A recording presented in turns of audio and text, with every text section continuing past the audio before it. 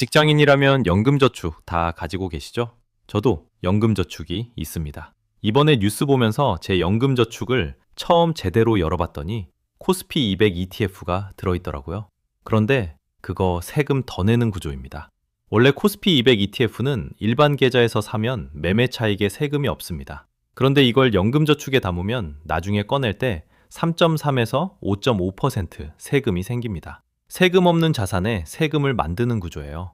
ISA 계좌도 아직 없는 저한테는 더 억울한 얘기였습니다. 숫자로 보면요, 어떤 ETF를 어느 계좌에 담느냐에 따라 세금 차이가 최대 12.1%포인트까지 벌어집니다. 계좌별로 뭘 어디에 담아야 하는지 같이 정리해봤습니다. 지금 바로 연금저축계좌 열어보세요. 코스피 200 ETF 있으면 이 영상 끝까지 보셔야 합니다. 저도 연금저축이 있어요. 입사할 때 회사에서 권유받아서 만들었는데 솔직히 그 안에 뭐가 담겼는지 제대로 확인한 적이 없었어요. 그냥 있나 보다 하고 방치했었죠. 그러다 이번에 처음으로 열어봤더니 코스피 200 ETF가 들어있더라고요. 처음엔 괜찮은 거 아닌가 생각했어요. 코스피 200이면 삼성전자, 현대차, SK하이닉스 들어있는 대표 지수잖아요. 근데 알고 보니 이게 연금저축 계좌 안에서는 완전 잘못된 선택이었어요. 이유가 뭔지 아세요? 코스피 200 같은 국내 주식형 ETF는 일반 계좌에서 사면 매매 차익에 세금이 없어요. 0%입니다. 원래 비과세예요. 근데 이걸 연금저축 계좌에 담으면 나중에 꺼낼 때 3.3에서 5.5%의 연금소득세가 붙어요. 세금 없는 자산에 굳이 세금을 만드는 구조인 거죠. 면세구역에서 원래 세금 없는 물건 사는 것처럼요. 아무 의미가 없는 거예요. 많은 분들이 저처럼 연금저축 만들어 놓고 그 안에 뭐가 들어있는지 모르고 계세요. 은행이나 증권사에서 권유해서 담겨 있는 경우가 많거든요. 지금 앱 열어서 한번 확인해 보세요. 코스피 200이나 코스닥 150 ETF가 있다면 그건 세금 없는 자산에 세금을 붙이는 역전 구조입니다. 그럼 도대체 어떤 ETF는 담아도 되고 어떤 건 안 되는 건지, 기준이 뭔지 알아야 하잖아요. 이게 생각보다 간단합니다. 핵심은 하나예요. 원래 세금이 비싼 자산은 연금 계좌에 담고 원래 세금이 없거나 낮은 자산은 연금 계좌 밖에 두면 됩니다. 면세점 비유로 설명드릴게요. 면세점에 가면 세금이 빠지니까 싸게 살 수 있잖아요. 그럼 면세점 혜택이 가장 큰 건 외제 와인이에요. 원래 세금이 30, 40% 붙는 거니까요. 근데 국산 막걸리는 애초에 세금이 거의 없어요. 막걸리를 굳이 면세점 봉투에 담는다고 해서 얼마나 싸지겠어요. 면세점 효과가 생기는 건 외제 와인인 거예요. 연금저축 계좌도 똑같아요. 국내 주식형 ETF, 코스피 200, 코스닥 150 같은 건 일반 계좌에서 사도 매매 차익이 비과세예요. 막걸리랑 같아요. 굳이 연금저축에 넣어봤자 이득이 없고 오히려 꺼낼 때 세금만 생겨요. 반면 미국 S&P 500이나 나스닥 100 같은 국내 상장 해외 ETF는 달라요. 일반 계좌에서 이 ETF로 수익을 내면 15.4%의 배당 소득세가 붙어요. 근데 이걸 연금저축에 담으면 3.3에서 5.5%로 줄어들어요. 15.4%에서 3.3%면 최대 12.1%포인트 차이입니다. 이게 외제 와인이에요. 면세점에 담아야 하는 자산이죠.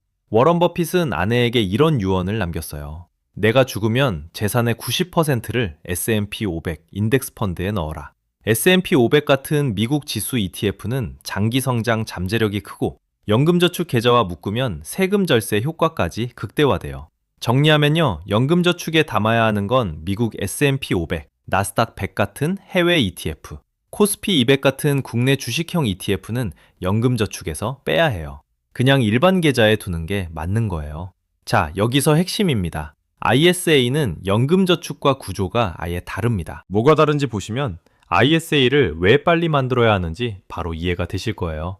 그럼 ISA가 뭐가 다른지 본격적으로 얘기해 볼게요. 저도 ISA가 세금 혜택이 있다는 건 들었는데 정확히 얼마나 아끼는지는 솔직히 최근에 알았어요. 알고 나니까 왜 진작 안 만들었을까 싶더라고요. ISA의 핵심 기능은 세 가지입니다. 첫 번째, 손익통산입니다.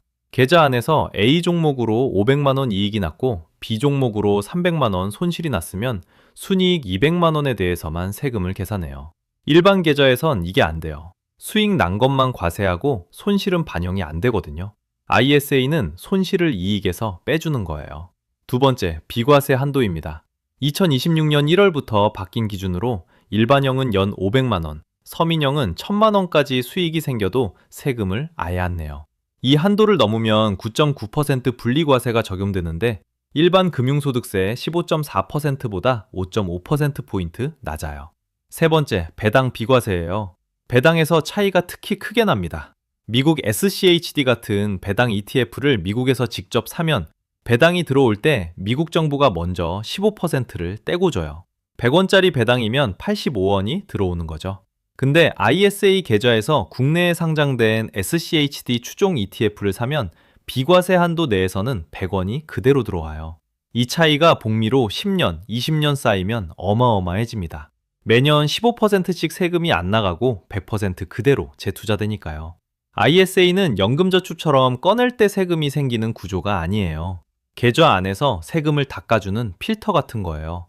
수익에서 세금을 미리 빼는 게 아니라 세금 자체를 줄여주거나 없애주는 거죠. 달러를 진작 샀어야 했는데 싶었던 것처럼 ISA도 그냥 만들어두기만 했어도 됐는데 없는 분들은 저처럼 나중에 후회하지 마세요. ISA는 개설한 날부터 3년이 지나야 비과세 혜택이 시작돼요. 오늘 만들어야 3년이 빨리 시작되는 거예요. 돈의 흐름을 따라가 보면 어떤 자산이 어느 계좌에 가야 세금을 가장 적게 내는지가 보입니다. 자, 여기서 핵심입니다. 투자는 어렵습니다. 근데 세금 최적화는 어렵지 않아요. 계좌만 제대로 쓰면 됩니다. 냉장고 정리를 한번 떠올려 보세요. 신선도를 오래 유지해야 하는 건 냉동칸에 넣죠. 자주 꺼내 쓸 건 냉장칸에 두고요. 상온 보관이 맞는 건 선반에 그냥 올려두면 됩니다. 계좌도 똑같아요. 연금저축 계좌는 냉동칸입니다. 여기엔 국내 상장 해외 ETF만 담아야 해요. 미국 S&P 500, 나스닥 100, 배당 다우존스 한국판, 그리고 커버드 콜까지요. 연금저축은 과세를 나중으로 미루는 구조라서 오래 묵혀둘수록 효과가 커지거든요. 지금 연금저축 계좌에 코스피 200 ETF가 들어있다면 이건 냉동칸에 상온식품을 넣은 거예요. 지금 당장 매도하고 미국 S&P 500 ETF로 교체해야 합니다. 성장기엔 S&P 500과 나스닥 100 중심으로 굴리고 은퇴 준비기가 가까워질수록 배당 다우존스와 커버드콜 비중을 늘려가는 식으로 리모델링하면 됩니다. 타이거 커버드콜의 실제 달성 배당률은 약 15.42%예요. 은퇴 이후 현금 흐름이 필요할 때 이게 진짜 힘을 발휘합니다. ISA 계좌는 냉장칸입니다. 국내 ETF와 해외 ETF를 모두 담을 수 있고 손익통산에 배당 비과세까지 됩니다. 아직 ISA 계좌가 없다면 지금 즉시 개설해야 합니다. 내일로 미룰 이유가 없어요. 일반 계좌는 선반입니다. 코스피 200 같은 국내 주식형 ETF가 여기에 어울려요. 매매 차익이 원래 비과세라 굳이 세금 혜택 계좌에 넣을 필요가 없거든요. 숫자로 보면요, 플러스 고배당주가 5년간 84.4% 오르는 동안 코스피는 39.8%였어요. 어떤 ETF를 고르느냐도 중요하지만 그걸 어느 계좌에 담느냐가 실제 손해지는 수익을 바꿔놓습니다. 이거 하나 바꾸는 것만으로 10년 후 수익 차이가 납니다. 지금 바로 계좌 열어보시겠어요? 정리하면 이렇습니다. 첫째, 국내 주식형 ETF, 코스피 200은 연금저축에 넣지 마세요. 원래 세금 없는 자산에 굳이 세금을 만드는 구조예요. 둘째, 미국 S&P 500 같은 해외 ETF는 연금저축에 담으세요. 15.4%에서 3.3%로 최대 12.1%포인트 아낄 수 있어요. 셋째, ISA는 빨리 만들수록 유리합니다. 지금 만들어야 3년 뒤부터 비과세가 시작돼요. 저도 이번에 정리하고 나서 ISA 만들러 갑니다. 여러분도 오늘 계좌 하나 열어보시면 어떨까요? 이 영상이 도움이 됐다면 좋아요 한 번만 눌러주세요. 만드는데 큰 힘이 됩니다. 구독은 이런 정보를 계속 받아보시는 가장 빠른 방법이에요. 알림 설정도 같이 해두시면 새 영상 놓치지 않으실 수 있습니다.